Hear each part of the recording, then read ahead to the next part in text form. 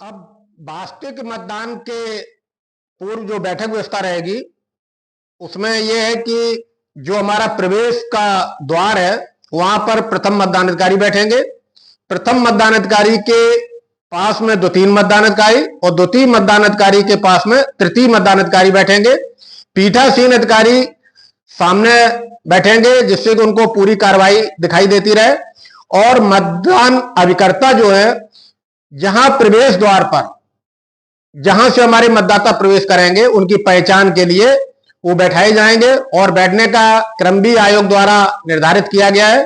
पहले राष्ट्रीयकृत पार्टियों के, फिर पंजीकृत पार्टियों के और क्षेत्रीय दलों के, जो भी आयोग द्वारा निर्धारित है उसी का आधार पर लास्ट में निर्दलीय कैंडिडेट्स के मतदानकर्ता बैठाए जाएंगे। और मतदान प्रकोष्ठ इस तरीके से बनाया जाएगा कि किसी भी मतदाता की मत देते हुए उसकी गोपनीयता भंग ना होने पाए, कोई देख ना पाए।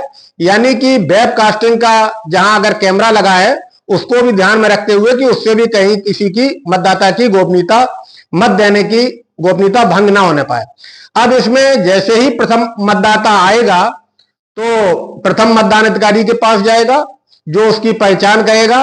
जो उसके पास चिन्हित प्रत रहेगी उसमें मतदाता अपना जो इपिक या अन्य फोटो युक्त पहचान का जो साक्ष्य लेके आएगा।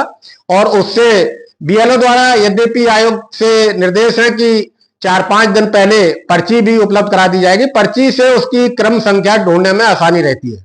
लेकिन अगर पर्ची कहीं नहीं भी लाता है तब भी उसको मत के लिए जो प्रथम मतदान अधिकारी है उसका नाम मतदाता सूची में खोज करके इतनी तेज आवाज से उसके नाम को बुलाएगा कि जो उपस्थित मतदान अब करता है वो आसानी से सुन ले।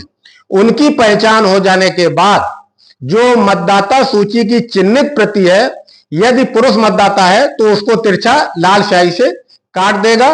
और अगर महिला मतदाता आती है तो उसके तिरछा लाइन खींचकर उसके नाम पे वो काट देगा और उसका जो क्रम संख्या उस पर गोल गोल निशान भी गोल चिन्ह कर देगा, जिससे कि ये पता लग सके कि कितने पुरुष मतदाताओं ने मतदान किया और कितनी महिला मतदाताओं ने मतदान किया।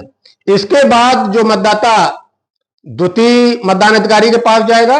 द्वितीय मतदान अधिकारी सबसे पहले जो मतदाता रजिस्टर है 17 का या 17A उसमें उसकी प्रविष्टि करेगा।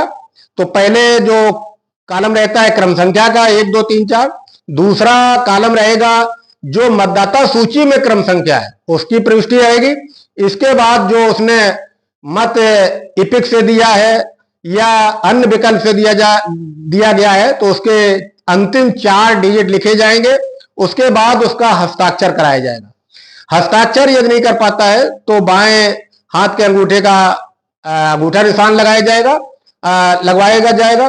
और इसके बाद द्वितीय मतदान अधिकारी उसके बाएं हाथ की तर्जनी में अमिट स्याही इस प्रकार से लगाएगा जो स्किन और नाखून पर अच्छी तरह से लग जाए। अगर ये तर्जनी नहीं है तो मध्यमा, मध्यमा नहीं है तो अनामिका या कनिष्ठा, अगर कहीं ये हाथ नहीं है तो फिर सीधे हाथ में वही क्रम चलेगा।